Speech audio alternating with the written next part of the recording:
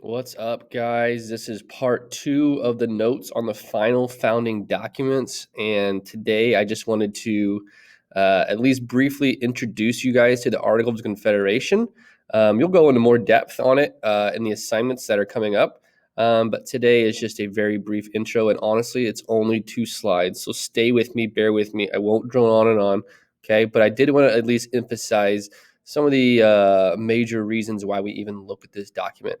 So the Articles of Confederation was our, let me actually go to the present view here. It was our very first Constitution. All right. It was a Constitution before our U.S. Constitutions you guys are familiar with that we have now. Kind of like the Declaration of Independence was really like similar and linked to John Locke's writings.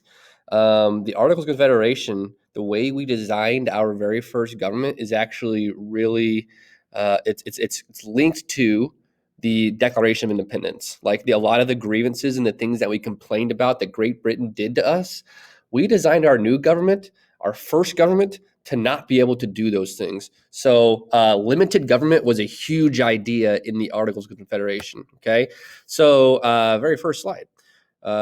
It was our first constitution that set up our first government. It was our first attempt. And if you've ever studied it before at length, it was a giant failure. It was a dumpster fire of a document because of some of the things we'll talk about here in a sec. But by 1781, the Revolutionary War was essentially over. You maybe had a year left, but all 13 states had ratified it, and they were starting to create a government to operate under, especially to finish out the war.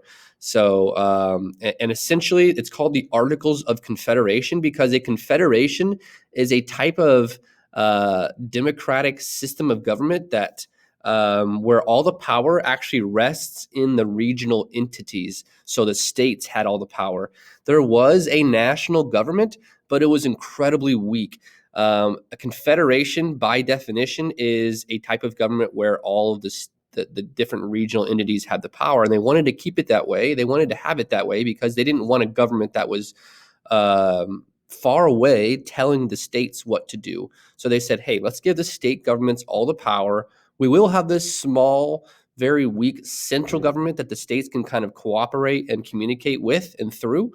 But the state governments are really going to have all the power here because we don't want a government that's far away telling individual states what they can and can't do. Okay, so there really was a system of cooperation among the 13 independent states. It was more like 13 little mini countries than it was one big country. All right. And that's going to cause, obviously, some problems down the road that we'll talk about. And really, this document only lasted for about, 6 or 7 years until people were like, okay, we cannot keep living like this, because obviously there were some major weaknesses and things they had to overcome that they couldn't with this document.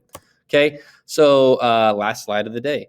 Weaknesses of the Articles of Confederation. All right. So the national government was actually just a one branch government. It was the legislative branch. All right. And they didn't have an executive branch because they didn't want a president or someone who resembled a king telling the states what to do. So they said, we're not going to have an executive branch. They had a legislative branch where every state, no matter how big or how small, had one vote. So there's 13 total votes in the legislative branch. The legislative branch didn't have the power to collect taxes.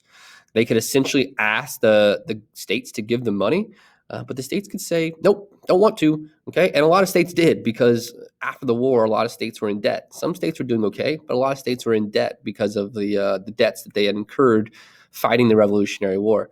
Okay. There was no national court system. So there was no Supreme Court. There was nothing there for the first 8 years of our country's history.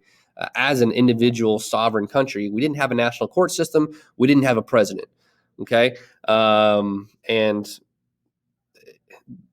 it really caused a lot of problems on the road. When two states get in a dispute and they want to solve it, there's no one there to solve it. There is no national court system. There is no U.S. Supreme Court. Okay. They could not require the states to provide money for running the national government. So again, kind of like they couldn't collect taxes, the states didn't have to give the national government money. Okay. They couldn't regulate trade. So the national government could not regulate trade between the states. Every state had their own currency, which made things like trading a nightmare.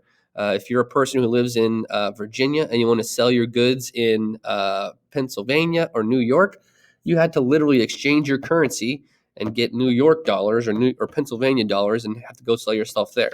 Okay. Because there is no executive branch, which enforces the laws, they couldn't force anyone to abide by national laws. So if there was a national law that was passed by 9 of the 13 states, guess what? There was no one there to enforce it, which is like, what? How do you even design a government like that? Okay. If they wanted to pass a law, they had to have the consent of 9 states, which is over a majority. And getting 9 of 13 states to agree on anything was pretty hard.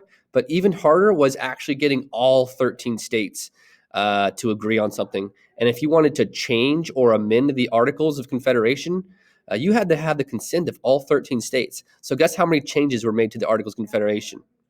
Yep, you're right. Zero. Zero changes were made because having all 13 states agree on something was virtually impossible, because the states were all dramatically different economically, geographically, culturally. They were all really different. And really, all the states saw themselves still as independent countries rather than a unified country of 13 states. So these are just some of the weaknesses of the AOC. You will learn some more about this document as we go through the end of this week and into next week. But hopefully you got introduced to this document, and you'll see when we read some clips and quotes from it that the way we designed this government, our very first government, was in direct response to us trying to not look like Great Britain, where they had one really powerful government in London that regulated and controlled everything in the British Empire. We didn't want to look like that, so we gave all the power to the states.